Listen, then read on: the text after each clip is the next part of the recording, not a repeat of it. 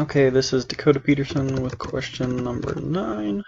So we can go to PowerShell. Yes. Okay, so we want to get the system disk information and volume information. So we're going to go get WMI.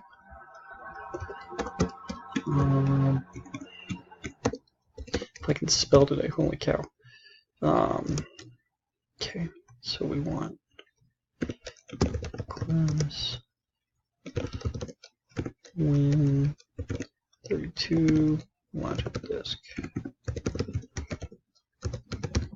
Okay, so if we do this, that's going to show us each of our different disks. So we have the C drive, the D drive. That X drive is the one that we made for, I think it was question 1. Okay, so if we want more specifically the information about the operating system and where that's located, we would do get WMI object Win32 underscore operating system.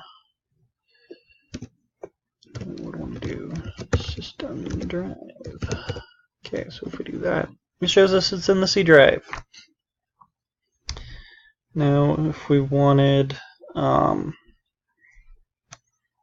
let's say we wanted just the information about the operating system, go ahead and delete that. Delete that. Okay, if we do that, that shows us where it's at, serial number, registered user, blah, blah, blah, all that. Okay, so that should be sufficient. Okay, thanks.